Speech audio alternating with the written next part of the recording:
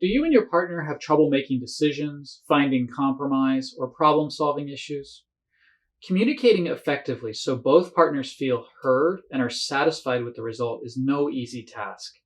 Finding a compromise between two different people can be hard to do, especially if it's about a topic that touches on hidden emotions. If you're in this situation, it's likely difficult for you and your partner to agree on a middle ground. Or, if you can find a compromise, maybe you're having trouble putting your plan into action. Couples struggling with decision making tend to experience one of two common cycles: finding the middle ground, or all talk and no walk.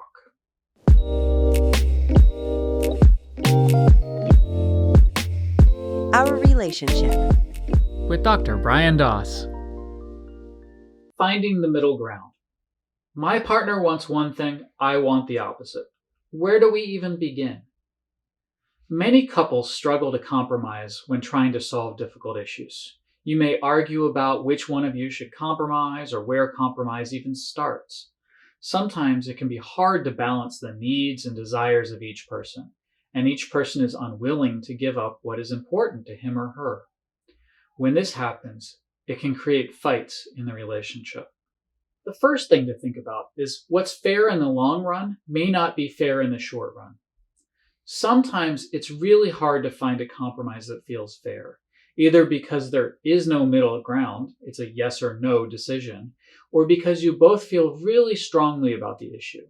If that's the case, consider letting one person win this time, with the agreement that the other person will win the next time you have a situation where the two of you can't find a compromise. For you basketball fans out there, this is the possession arrow idea. When there's a tie-up and both teams have equal claim to the ball, they take turns getting the ball. Ideally, the two of you don't keep rigid score, but instead have a general sense about who's sacrificed more recently for the good of the relationship. The second idea is focus on self-change. Remember that you and your partner are working together as a team. So be sure to consider ways you can improve or prevent the pattern by changing the way you act before and during a discussion of common relationship problems. After all, you and your partner are both at least partially responsible for the issues the two of you have. And some problems may have started with something either of you did or didn't do. At the end of the day, being in a relationship means sometimes putting the we ahead of the I in order to make a relationship work. The third idea is brainstorm freely and conduct experiments. Know that when you're brainstorming ways to compromise, no idea is stupid. Then, when you've developed a few ideas, put one of them to the test. Try out an idea for a short period of time, knowing that you'll come back later and reevaluate it. Be sure to hold back any judgment of yourself or your partner during this process. The second pattern that we've talked about as being important, or where couples sometimes get stuck, is all talk and no walk.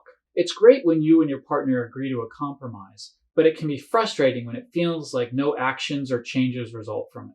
So if this sounds like you and you're the partner trying to change, you may be thinking, why am I the only one working on this? Didn't we both agree to change? Sometimes you might get really frustrated with your partner for not following through on what you talked about. You feel that you are holding up your end of the bargain and that he or she is letting you down again. If that sounds like you, here are some tips to change the situation. First, frustration gets in the way. When you realize that you're not making progress that you expected, or when you think that your partner isn't trying, it can be really frustrating. When we're really upset, angry, or stressed, we tend to get defensive or lash out at our partners, despite our best intentions. When this happens, don't expect yourself or your partner to be able to make the changes you've been talking about. Instead, take a break, call a timeout, and come back to it when you're feeling better. The other thing to think about is, why is this so hard for my partner?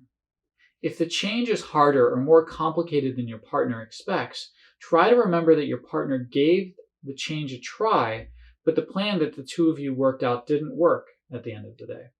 In other words, try not to get upset, angry, or frustrated with your partner.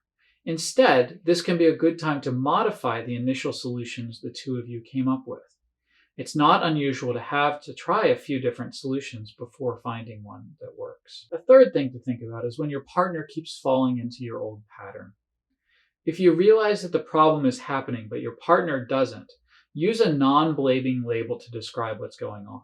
Sometimes a simple, I think we're getting into it again, can be enough to allow you both to shift gears, consider your deep understandings, and apply any relevant changes your partner agreed to. And the more often you label the problem when it occurs, the easier it will become for your partner to recognize the problem when it does come up. The next thing to think about is how to work together as a team.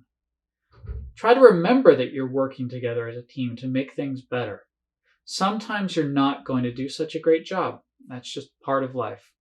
And sometimes your partner isn't going to do a great job. But if you notice your partner having trouble with the change, try to help them out. Helping each other out rather than attacking each other is going to go a long way in improving your relationship. But maybe you're the other partner in this situation. Maybe you say to yourself, you know what, I'm doing my best to follow through on our agreement, but it's really hard to change.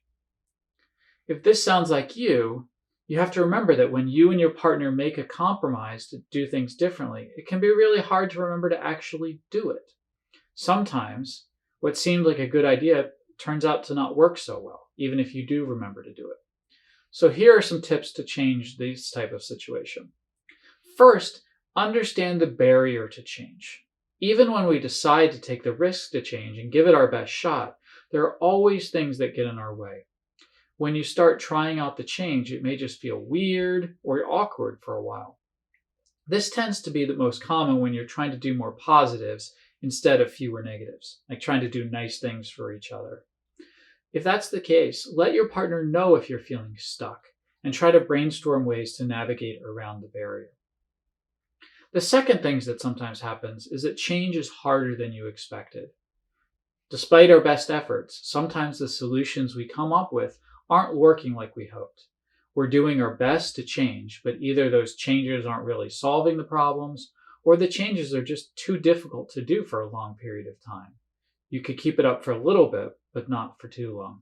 If so, this can be a good time to reevaluate the initial solutions you came up with and develop new solutions that may get at the heart of the problem, or just be easier to enact over time.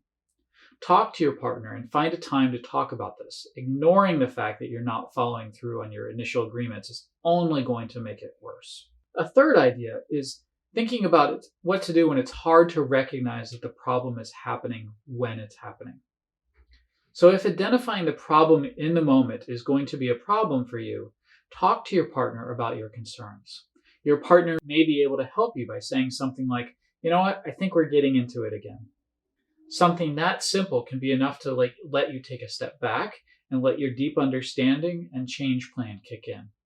And the more often you label the problem when it occurs, the easier it becomes for you to recognize the problem when it does come up. Fourth idea is working together as a team.